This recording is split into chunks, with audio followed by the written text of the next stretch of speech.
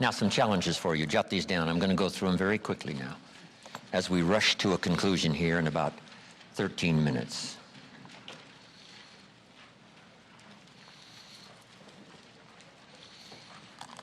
Here they are. You're going to have to write fast now. Here's number one. Review your performance, whether it's communication or whether it's activity or whether it's a CEO or whether it's on the job. Here's what my father said, a seminar in a sentence. I wish he was here to give it, but since he's not here, in his honor, I will give his seminar in a sentence. Here it is. Always do more than you get paid for to make an investment in your future. Now, some unions would argue with us on this, but that's my papa's seminar in a sentence. Always do more than you get paid for to make an investment in your future.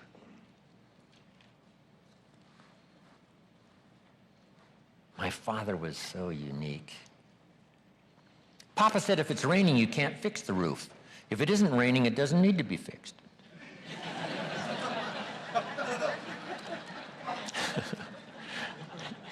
He was a grand old man. Wow, this guy. So review your performance, your language with your children. Just go over that and say, have I been too harsh and too strong, too stubborn?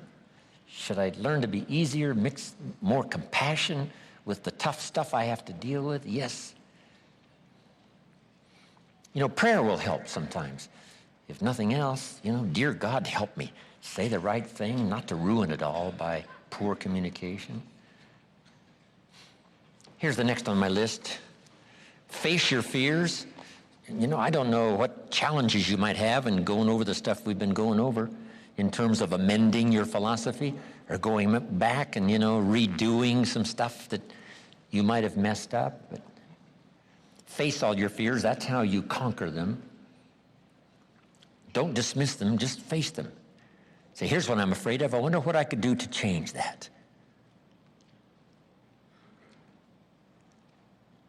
Here's the next one. Exercise your willpower to change direction. You don't have to keep doing what you've done the last 6 years if it's not yielding you the benefits you want. In the seminar I do for Jerry, my mentor helped me to review the last 6 years so I wouldn't repeat those errors the next 6. See, if you're a goose, you have no choice to do the next 6 like you did the last 6. But if you're not a goose, here's what you can do. Pick a new destination and start going that way. You say, well, I've done this for the last 2 years. I'll probably have to do it another 2. And the answer is no, not in a million years. Now, you can change one little degree at a time, or if you want to, you can revolutionize the whole thing. Who says you couldn't revolutionize the whole thing in a week's time and start a brand new direction that will most assuredly help you arrive in a brand new place a year from now, 3 years from now? No telling 5 years from now where you could arrive. Use your willpower to start the process. Just willpower to change a little or change a lot. Anybody can change. You don't have to repeat last year. Clean up the errors. Invest it now in the next year. Watch it make the difference. Here's the next one that's important. Parents have to do it. We ask our kids to do it, but we've got to do it. Admit your mistakes. Sometimes you have to admit them to others. Here's some of the best words in the English language. I'm sorry. The reason why those are good words is because it could start a whole new relationship. It could start 2 people going in a whole new direction. I'm sorry. Simple, easy. Not easy, but if you get this done, the turnaround can be dramatic. The early years can be big in payoff. And here's the big one. Admit your mistakes to yourself. You don't have to babble about them to everybody in the neighborhood. But it doesn't hurt to sit down and have a conversation with yourself and say, there's no use kidding myself. Here's where I really am. I've got pennies in my pocket and I got nothing in the bank. That's what I said after the Girl Scout left my door.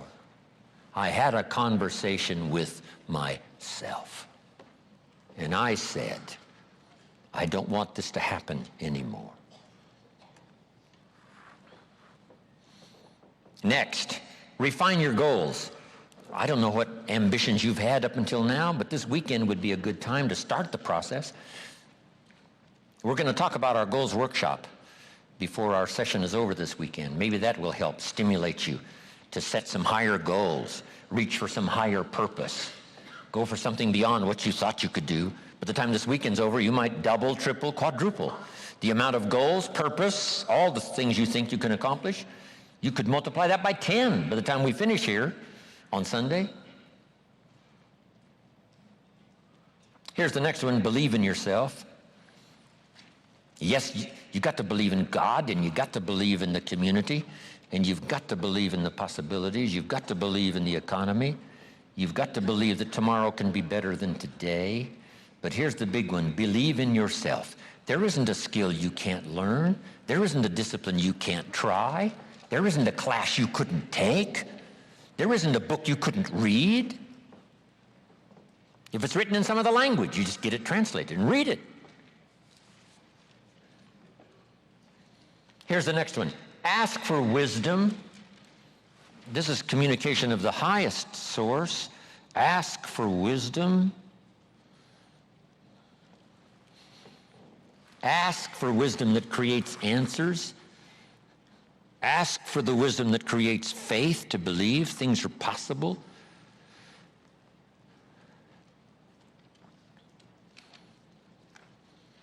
In King Solomon's day, there was the dilemma of two mothers who claimed the same baby. And the question was, whose baby is this? This mother says, it's mine. The other mother says, no, it's mine. Solomon said, bring me the baby. They brought him the baby, and he raised the sword. He said, I'm going to cut this baby in half and give one half to this mother and one half to this mother. And as he raised his sword, sobbingly, the real mother said, no, no, no, don't cut the baby in half. Give it to her, who was not the real mother. Solomon says, now I know who's the real mother. See, that is so wise. And the moment was such drama. But Solomon, the wisest of the wise, knew what to do to settle the deal. Ask for wisdom to deal with the challenges of today and tomorrow, to deal with the challenges your family brings you. Don't wish it was easier, wish you were better.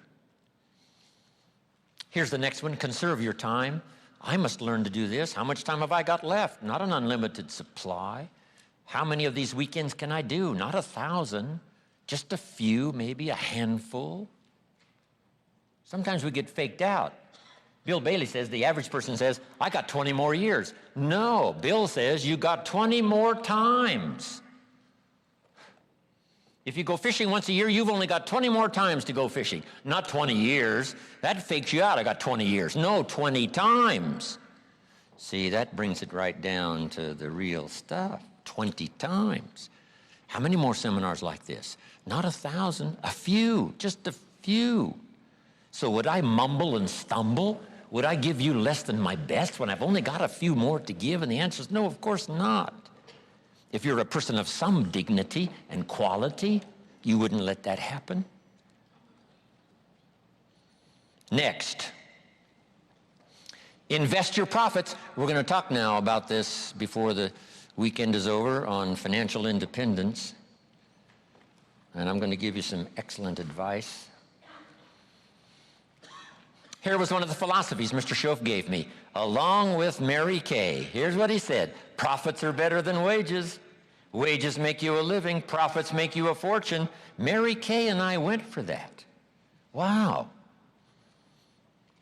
Could we start earning profits while we're making a living? The answer is yes. I went berserk. Here's one now, protect your family. These are troublesome times. Not that they haven't been troublesome times for 6,000 years. At school, troublesome times. I know a wonderful mother and a wonderful father who had two boys. In school, they went two different directions, and one became a model citizen and the other one went to jail. Wow. Protect your family as best you can from the hidden dangers, the lurking evil one. Here's the next one, live with intensity. You might as well turn it up a notch or two after this weekend. Why not? Invest more of you in whatever you do. Be a little stronger, be a little wiser, step up your vitality, contribution. Put everything you've got into everything you do, and then ask for more vitality and more strength and more vigor, more heart, more soul. Next, find your place. This one now is so important. If you just work on a job, find the best place where you can serve well. And sure enough, they'll ask you to occupy a better place. And if you keep doing the job well, the guy says, well, if I had a better job, I'd really pour it on. But I got this lousy job, so I just goof off. See, that's the philosophy of disaster.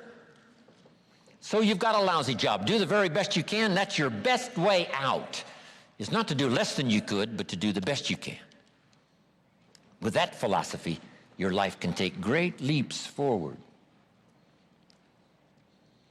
Here's a Bible phrase that says, if you work on your gifts, they will make room for you.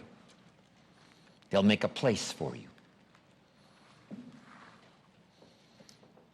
Here's the next one.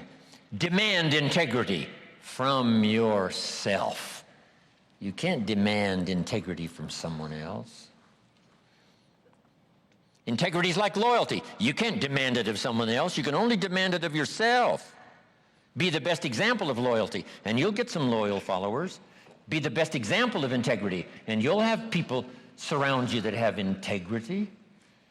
Lead the way. Next, welcome the disciplines. Can't give you much better advice than that, because disciplines create the reality. Disciplines build bridges, build cities. Disciplines, a well-disciplined activity creates abundance, creates uniqueness, productivity. Next, fight for what's right. It's a fight we're in. The storyteller says, and there was great war in heaven. Wow, you mean way back there? Yes. 1/3 of the angels conspired. I asked Bill Bailey, how long do you suppose it took 1/3 of these angels to get together? Did they conduct meetings? I don't. Bailey says the storyteller doesn't say. I said, then we're supposed to use our imagination. I don't know. It does say finally the great war occurred, and the 2/3 prevailed and the 1/3 lost. One of the writers of later scripture, here's what he said, I fought a good fight. See, that's extraordinary to be able to say. I fought for my kids, and I fought for what was right, and I fought for my good health, and I fought to protect my company, and I fought for a good career that would bless my family. I fought a good fight. It's good to fight. The encroachment. Opposites are in conflict, and we're in the middle. And if you want something valuable, you got to fight for it. Then this writer also said, not only have I fought a good fight, and I'll finish with this, and I got a much longer list, but maybe I can cover these at another time. He said, I fought a good fight, and I kept the faith. See, that's the deal. Keep faith with your family. Fight like crazy and keep faith. Fight the enemy and keep faith. Fight illness and keep faith. Fight the evil and keep faith. I can't give you much better advice. So thank you very much for your attention. I appreciate it.